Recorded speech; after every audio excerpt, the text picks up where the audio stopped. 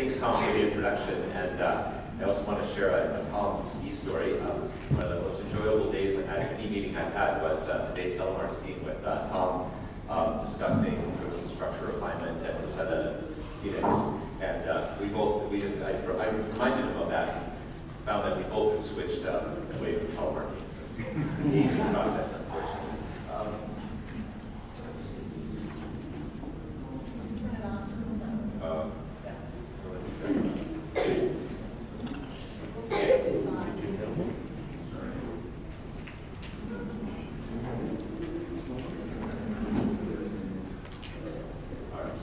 All right, so the protein structure prediction is obviously go from sequence to structure. I'll say a few words about that today, but I'm really going to focus on the inverse problem, going from structure back to sequence.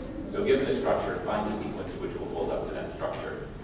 And like Ken said, both of these problems are really sampling problems at this stage. So the structure prediction problem is to find the lowest energy state for a protein sequence. So the sequence space is fixed. Your variant structure searching for the lowest energy state. The protein design problem is a little more subtle. Given a structure, you have to find a sequence which has the property that its lowest energy state is that structure. And everything I'm going to tell you about today is done with the Rosetta program that we've been developing over the years, both the sampling methods, which is really a lot of the crux of this, as well as the energy function evaluation. So for sampling, since this is the key problem, we've worked quite hard on developing methods for really dramatically speeding up the search, the coverage of the space. But even with these methods, one of which is shown here, our ability to predict structures from sequence alone, up until recently, was really limited to pretty small proteins in the range of sorts that Ken was talking about. And so for that reason, a lot of the work we've done over the last 10 years has been on incorporating experimental constraints like NMR data, or X-ray data, or cryo-EM data. And several people made me very happy at this meeting telling me that they've used Rosetta to refine that help solve their EM structures or crystal structures. So if you get stuck in a situation where your data aren't quite good enough to solve the structure, consider using Rosetta. Again, it's just using the data to guide search, not to refine the final details of the structure. So you can get higher resolution out than higher accuracy than you would get from your data alone. Okay, but recently this changed, and I'm really just advertising Sergei Ovchinnikov's poster. And yeah, you can see on this slide how it's changed. This was Sergei's predicted structure in CASP. Ken already mentioned CASP. This is for a sequence with absolutely no homologs of known structure. And several months later, when the structure was released, and this is the actual structure, you can see that these actually look somewhat alike. And again, there's no structure, there was no homolog of known structure, so this was done purely from sequence information alone. So we got very excited about this, and Sergei then built models for the proteins from large protein families for which there weren't currently known structures. And he published those in a paper about a year and a half ago. And then over that year, structures were released, and we were able to compare the actual structures to our predicted structures, which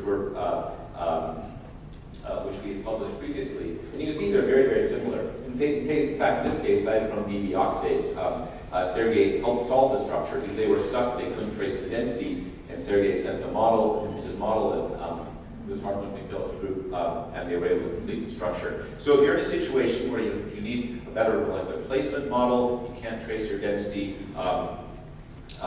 let us know, or simply look at the set of models that Sergei has generated. And to find out how he does this, go to his poster. Okay, so I'm going to spend the rest of my time talking about protein design. And so now we need algorithms for, given a backbone, finding the lowest energy sequence. And so we're keeping the backbone fixed, searching over the possible structures and identities of amino acids. And what I really want to focus on today is de novo protein design.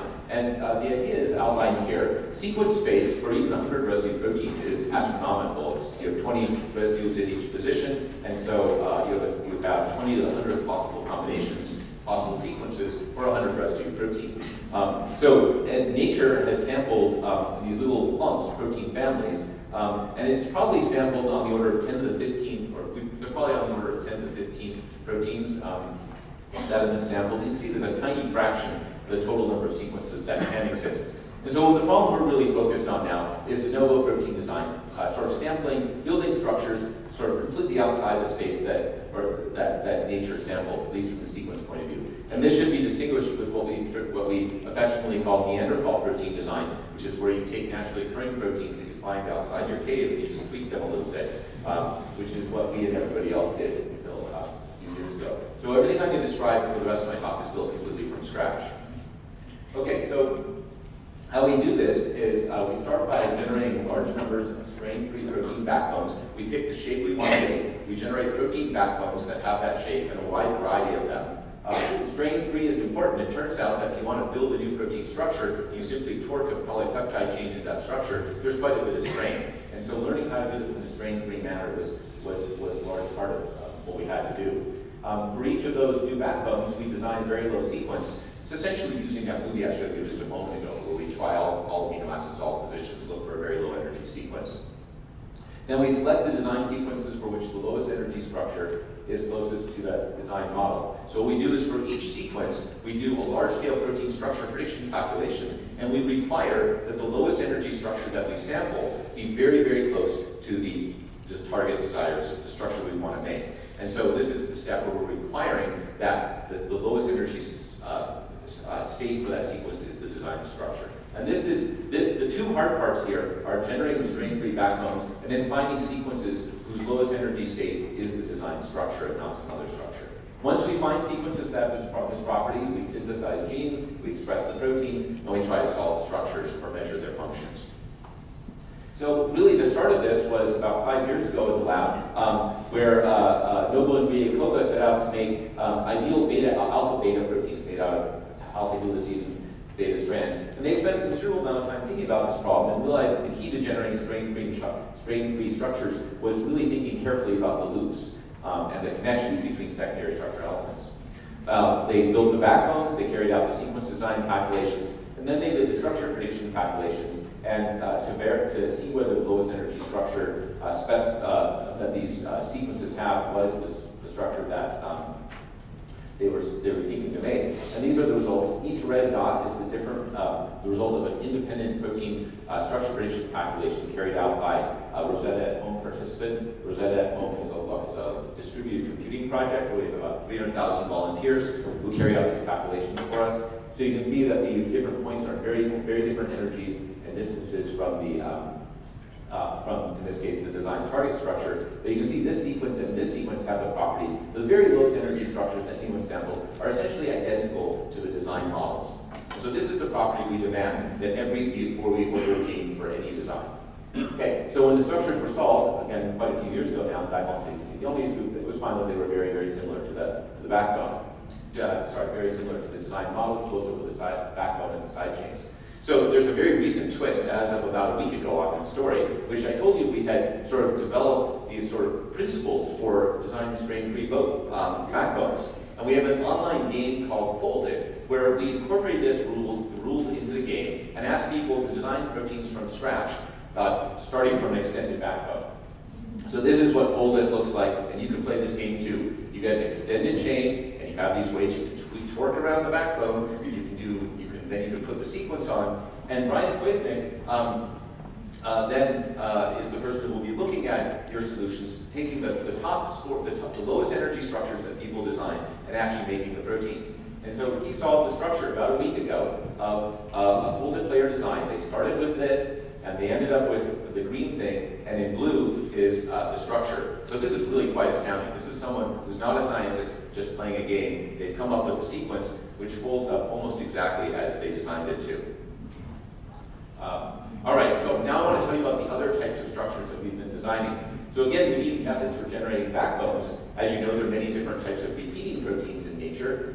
So we thought, well, maybe we could make whole new classes of those. So in this case, we're taking a helix, a turn, a helix, and a second turn, and just propagating it out. And you get different types of curvatures. We select those backbones that don't have strain, that form compact structures. And in a rather heroic effort, Damien Eckhart, who was a star student with Ian, solved the structures of 15 of these. And the design models that are in gray here, you can see they have all sorts of different curvatures and shapes. The crystal structures are in yellow, and you can see that in each case, the crystal structure is very close to the design model. So we can make up completely new types of repeat proteins. What these things have in common with naturally occurring proteins is the helix-helix motif, but if you do a TM search or a sequence search against the PDB, you don't find any of these. So nature's really sampled just the very tip of the iceberg of what's possible for repeat proteins and very likely for proteins in general. Okay, so one of the things that we've been interested in over the years is designing proteins to carry out catalyzed chemical reactions and to bind small molecules. And for that, the types of proteins I've shown you so far really aren't sufficient. We need proteins with binding pockets. So we wanted to build proteins with clefts, and in nature, that is often accomplished by proteins with curved beta sheets. So here we had to learn how to build curved beta sheets, and without introducing strain. The key turned out to be worked out by Enrique Marcos and Benjamin Asanta was the correct placement of, or strategic placement of beta bulges and strand register offsets. And once they did this, they were able to design proteins. Here's a design, I forget which color is which, but they designed a whole series of proteins with different types of pockets. This is the crystal structure of one of them, and it's quite close to the design model, and you can see it even crystallizes with a small molecule in there. So now we're using this approach to design proteins to custom design protein scaffolds which have shapes appropriate for binding the small molecules we're interested in or catalyzing the chemical reactions we'd like to catalyze. So Anastasia Borogieva took on the challenge of designing beta barrels. And here again, the question was, how do you design a beta barrel which winds all the way around from scratch without having without introducing strain? And the key was putting glycines in strategic places, beta bulges again, and she succeeded in designing. She designed the sequence. It was actually the first one that she tested. She made the protein, she made the gene, it was very stable, and she solved the structure, and again, it's virtually identical to the design model. So de novo protein design can now basically cover alpha helical, all beta, and alpha beta proteins. Well, a rotation student is currently designing larger versions of this that are membrane proteins, or designed to be membrane proteins, so we're very hopeful soon we'll have de novo design equivalent of outer membrane beta barrels. Okay, so thinking about therapeutics, smaller is better, and so we spent a lot of time recently thinking about how to design really small structures that you can chemically synthesize, and in this case stabilized by disulfide bonds, and backbone cyclides. So these are circular proteins, or really peptides, and you can see these are comparisons of the design models to the NMR structures, and you can see they're very, very close. These are CD spectra, and you can see they're extremely stable. You have to go up, most of these don't melt at 95 degrees, and some of them don't come apart at 6 molar quantity, despite the fact that they're tiny, because they're so highly stable. The CD spectrum for this one is amusing. This one's half L and half D amino acids, so it has no circular diagnosis spectrum. And we can do the same thing with disulfide binding, just disulfides alone. Again, we get very stable structures. So as you know, nature uses proteins in this class often as pharmaceuticals, like toxins, scorpion venom, and so forth. And now we can design this class of molecules from scratch quite readily. And Ian alluded to our collaborative work on flu inhibitors, and we've gone back to this recently and designed these really tiny peptides. These are 40 residue peptides that target that same site on hemagglutinin as a structure from Ian's lab. And this is a different design that binds botulinum toxin. So the real question is, what advantages would these small proteins have over antibodies? Well, this is a comparison of one of the neutralizing antibodies that Ian mentioned, anti-flu antibodies, FI6. If you take this antibody and you heat it for 60 minutes, it loses its binding activity. Whereas if you take these little binding proteins, heat them up, they don't lose activity, they just snap right back. These small proteins protect mice against the flu when they're given intranasally. So this is the poor mice this is survival. This is the mice that did not get the protein. And these are the mice that did, and they lived, and the other one didn't. And you can give the proteins either before or after, within a day or two, before or after exposure to the flu. So the longest time in advance here is 3 days in advance. Encouragingly, so far we have not detected an immune response to these proteins when they're given intranasally. So that's sort of the response here. And this is to a control protein, PSA. So we're quite optimistic about this class of proteins as possible therapeutics. Now, what you really would like to do is be able to get across membranes and start incorporating more and more unnatural functionality. So we started thinking about the problem of going even smaller. What about cyclic peptides, 7 to 10 amino acids in length, or 7 to 12 amino acids? And it turns out on the computer, like Ken said, the sampling problem is usually a hard problem. But if you have a 7 residue cyclic peptide, you can actually exhaustively enumerate that problem. And so we can basically exhaustively enumerate all the different shapes there are for cyclic peptides that you can shade for D and L amino acids. And this just shows the numbers of distinct structures we find. And in red here are the sequences of proteins of peptides in the PDB, or the Cambridge Structural Database, where they've been solved independently. See, there's very, very, very few examples of structures of macrocycles in this class. And we can generate, very, very large new families. In fact, we were sort of thinking about having a periodic table of such structures that you could draw from if you wanted to design a new inhibitor or new peptides. So thus far, we solved structures, NMR structures of 9 of these, and you can see that they come out very, very close to the design models, which are in green, and then in gray is the superimposed NMR ensemble. And the key is strategic placement. This just comes out of the design process. The way we're designing these is in the same way. We generate lots and lots of cyclic backbones.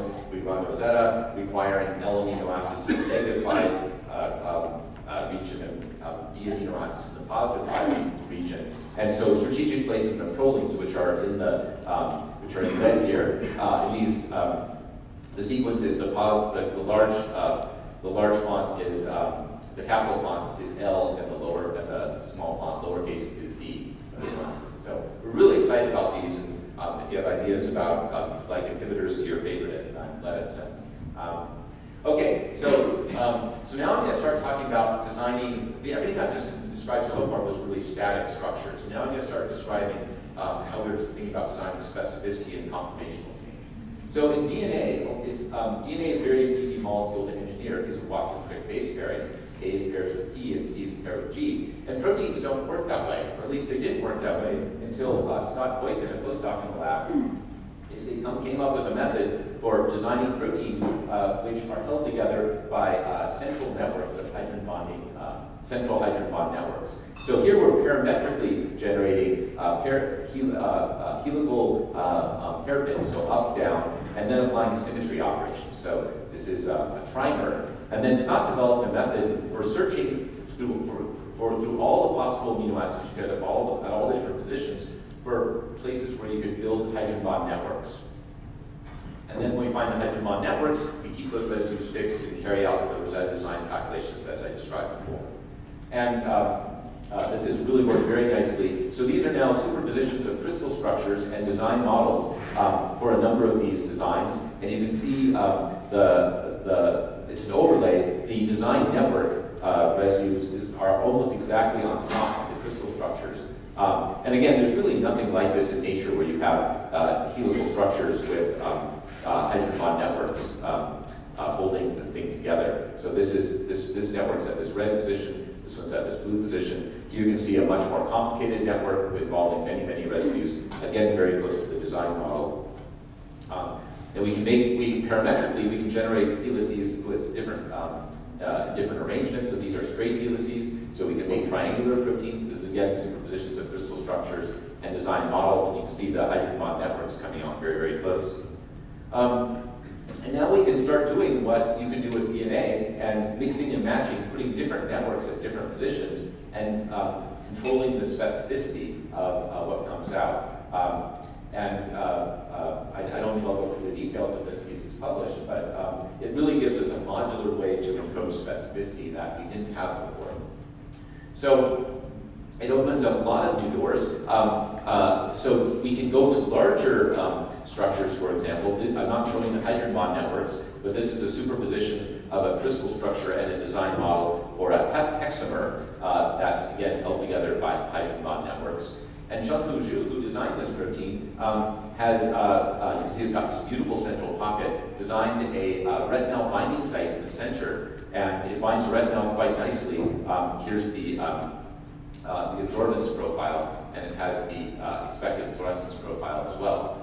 So if you see a protein like this, and it's got a retinol in the middle, you're probably thinking membrane protein. Well, Peilong Zhu, a postdoc in the lab, has taken these same structures generated de novo this way with hydrogen bond networks running through. And we designed them so they have a central membrane spanning region. And this is actually the crystal structure of a protein. Now he's expressing them in E. coli, extracting them from the E. coli membranes, and then solving the structure. You can see the structure comes out very, very close to the design model. Is a structure now of an octamer built this way. This is very low resolution, but you can see that this membrane protein has this big hole in the middle. We're actually kind of amazed that E. coli is able to make this protein.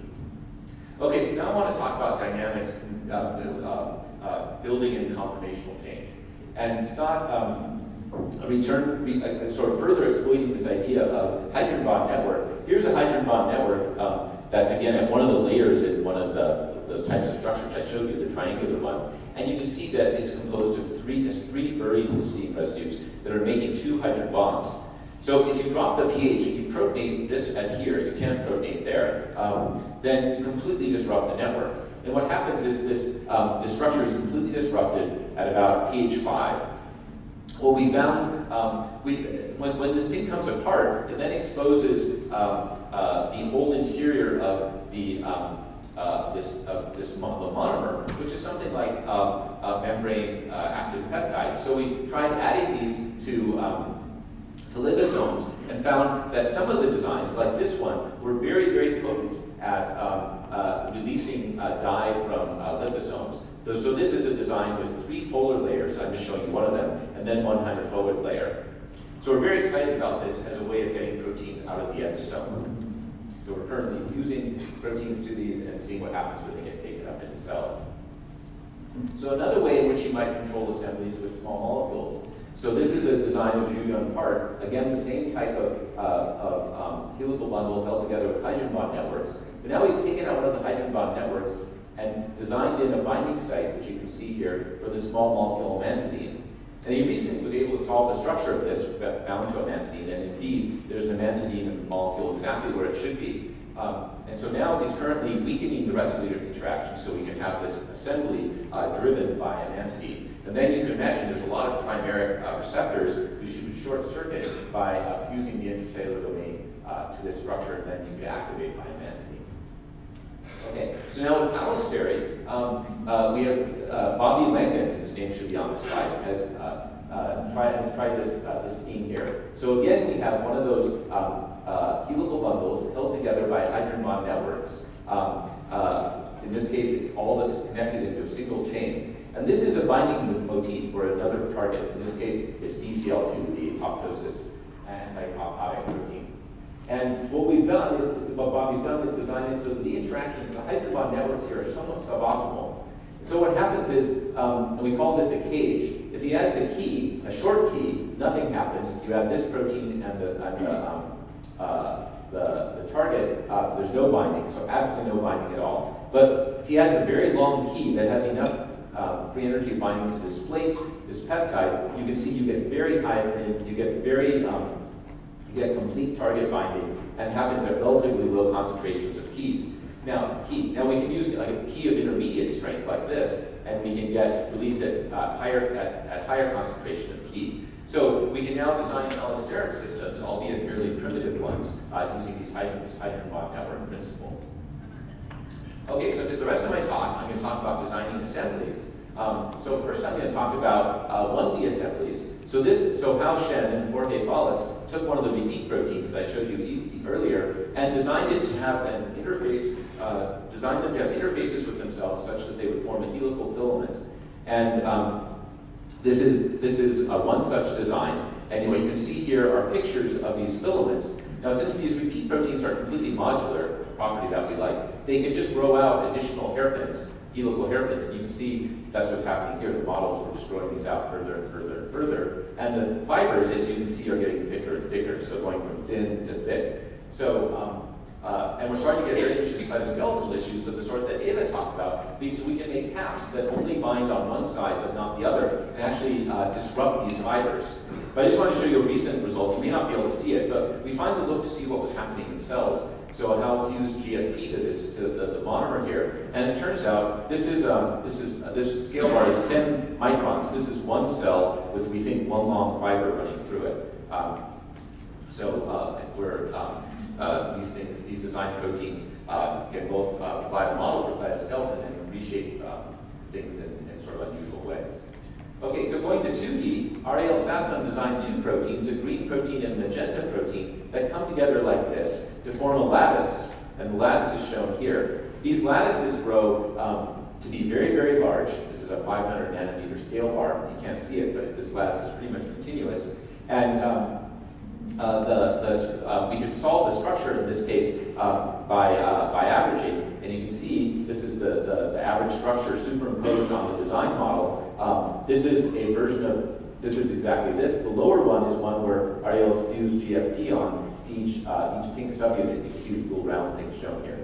So a recent result from Jim DiOrio's lab is that they can actually watch this assembly grow. This is a time series from 12 to 23 to 71 minutes. And you can actually see how the hexagons add on. So this is really proteins as materials in a way that you can't normally do with naturally occurring proteins.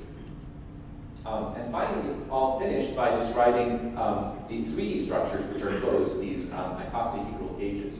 So, and this work was really pioneered in my lab by Neil King. So imagine an icosahedron which has 5-fold and 3-fold symmetry axes. If you put a pentamer on a 5-fold and a trimer on a 3-fold, you move them out, you rotate, you can find an arrangement where they pack very nicely. We then use Rosetta to design the sequence, and then we make the proteins.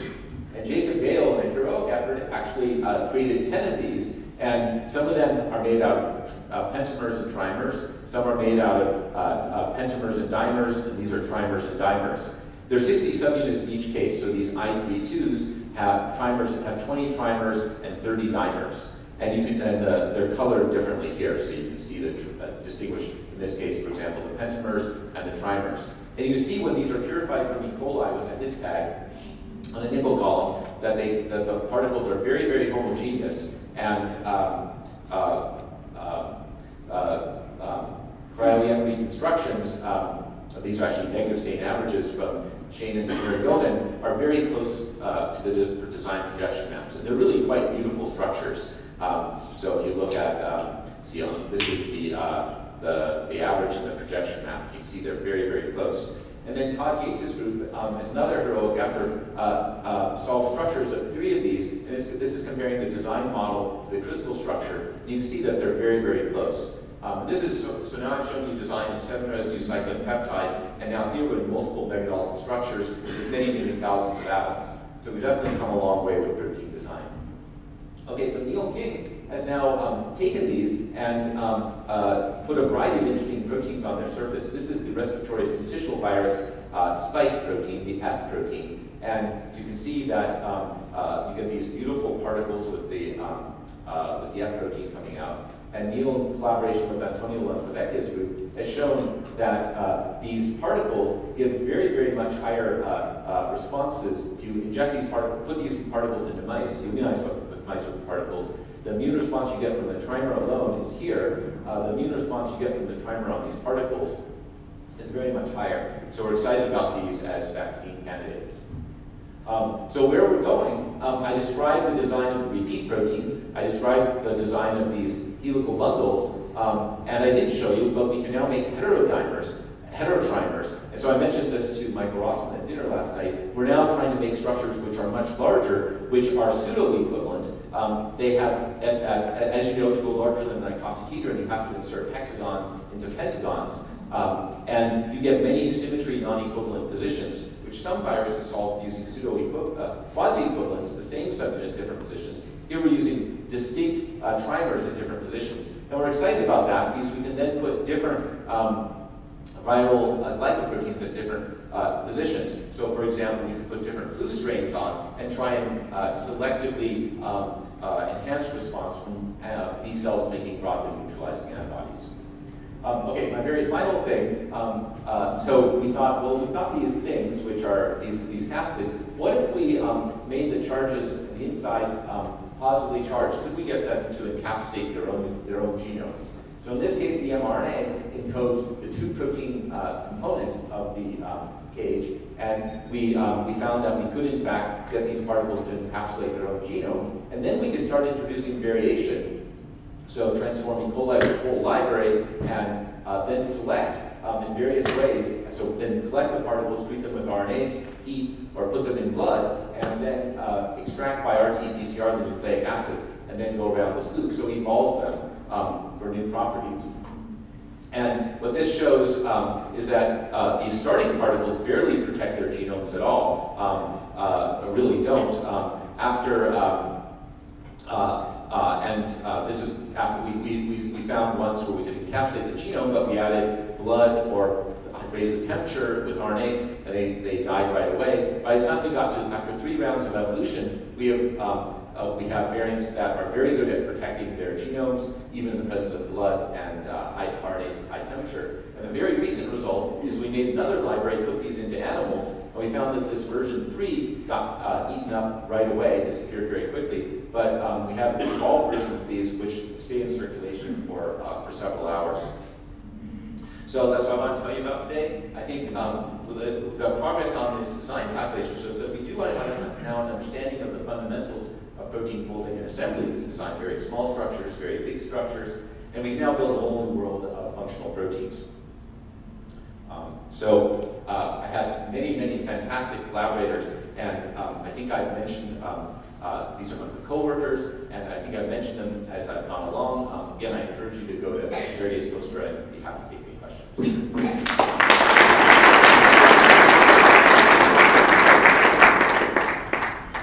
Just amazing.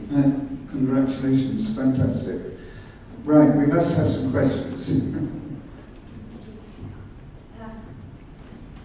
Fascinating. I get to know about the success rate when you design proteins. So do they sometimes also have a completely different structure of what was intended, and can learning about this go back into the process? Yes. So in fact, right, in the interest of full disclosure, not every design we work makes, not by a long shot. So the answer about the success rate really depends on how well we understand the problem. So making that alpha-beta class of proteins was very hard for us 5 years ago. We got very excited when we do it. Now we can basically take a non-scientist, sit them down at the computer and have them do it. The harder problems, a new problem, typically the success rate will be very low. It may take months to figure out how to do it, but once we understand the concept, then we can go back and do it repeatedly. I should say, one thing I didn't mention is that now we're taking advantage of high throughput DNA manufacturing. So when we have a new problem, we can now, for these small proteins, we can design 50,000 different designs on the computer and actually get a chip, a DNA chip that encodes all 50,000 genes that encode each one, and then test them all in parallel. Then we get feedback on the ones that work and the ones that don't, and we can use that feedback and we can put that, improve the computational math model, and then go back around and around multiple times and dramatically increase our success rate. Because you need a lot of data to learn from failure and success. And I also like to ask if going for lowest energy doesn't kill the function. For instance, if you are doing a dialysis, if you are freezing something with lowest energy, why should you do anything? Right, well, there's some functions like the kind of allostery that I described. So for example, that allosteric switch, we're intentionally designing that system to not be, that sequence to not be very low in energy, because we want it to be able to move. So you're absolutely right, when we get to more complicated functions, we need to no longer design the sequence for the lowest energy state. We need to design so you now might have a system where you want 3 different states to be stable, so you have to compromise. The sequence sort of has to split the difference. Lovely. After success of molecular replacement with NMR models corrected by Rosetta, Guy Montaglione had the idea to do re-refinement of all NMR structures. And this didn't happen. But are you aware if people who are solving now NMR structures, they are using Rosetta? And what is the follow-up of that success for others? Well, it's a good question. We can we just try and do the science and tell people about it, but we can't mandate that everyone should use Rosetta or NMR structures. But I agree, the evidence is pretty good. Part of it is it's a that's a sociology question, and I think it's a very difficult one to address, as people know from other other, for X-ray and for cryo-EM. There are multiple different approaches. So David, yeah. I was wondering whether you have tried to develop scaffolding or any other metrics for sample preparation in cryo-EM? Yes, so we're working hard on that. There are several different ideas. One is I showed those 2D arrays. We can fuse proteins to those for almost electron crystallography. But the one we're most excited about is with the icosahedral particles. We're now working to get nanobodies embedded in them so that if you had an antibody to your favorite protein, you would just add it and you would have 60-fold. You'd have two advantages. You'd be able to do 60-fold averaging. And second of all, your particles would be much bigger, so they'd be much easier to align. So we have a couple different schemes. We've actually now very recently gotten whole antibodies into these cages as a component. So if people are interested in sort of using these types of structures to help solve EM structures, definitely let me know. Here, you make the point that nature has only done a fraction of what's possible, I think. Why is that? Is it that nature hasn't encountered the problems that you're addressing, or have the models some of the models you're building not taken into account all of the challenges that nature will present? I think it's all three. I think the first and most important answer is that nature is not concerned with making beautiful protein structures. Nature is concerned with survival and fitness. And so, if you can modify, and also nature proceeds incrementally. So the space is really, really large, so it's going to be hard for an incremental process to cover it. And you can do really, really well. I mean, evolution has produced all of us. So you can, the problems that nature was presented with were solved really, really well with the repertoire of proteins that nature has. Nature's not searching the space combinatorially like we are. You always have a starting point and then it evolves. But for things like catalysis, we've made enzymes, but they're far, far superior, far inferior to native enzymes. So nature still has us completely beat when it comes to sophisticated functions like catalysis. Right. So David, you mentioned that not all of your designs work. So do you know whether some of the designs that fail to fold to what you want are failing not because that was the lowest energy confirmation, but because there isn't a folding pathway to get there? Yeah, so the standard failure mode, it won't surprise people here, is you make the protein and it's insoluble. And if it was a protein that you were going to do your PhD on, it was a native protein of great importance, you would go to some work to solubilize out inclusion bodies and get told it was a native protein. For a design protein, it could have just been a design where the energy gap wasn't sufficient. So let's see. So the primary failure mode is insolubility. Sometimes you're running proteins that E. coli simply doesn't want to express. So it could be you could find a folding protocol condition or a different expression organism where you could get the protein to fold. As far as there being a lower energy state, the place where we see that is with oligomer designs. So in some cases, we'll design something to be, this happens particularly for the larger oligomerization states. So Chung Fu tried to design C10 homoligomers, and they instead came out as C8. So that was a case where we didn't compute the energies accurately. There was another lower energy state. We don't see that with monomers. When the protein folds, it almost always folds as designed. Usually the mistakes are getting the oligomer state right. So David, I have a challenge for you. And it's whether you can do as well as viruses and get a structure that under different conditions can switch from one state to another. Yeah, well, so we're now building these cages out of those pH-dependent trimers. So what we expect is that high pH, they will form as expected, and at low pH, they will come apart. Now, your challenge is harder because you want a discrete other state. The closest we have to that is that allosteric switch state, where we have a down state and an up state. So, so in fact, Kathy Way is now working with Dan Fletcher. She was designing a protein which, like influenza HA, that's kind of our model. Can we get something which will be down in a distinct state and then be up in a distinct state, just like HA? We haven't quite gotten right yet. Okay, well, I think we'd better close there, keep on time. Amazing, David, and thank you very much.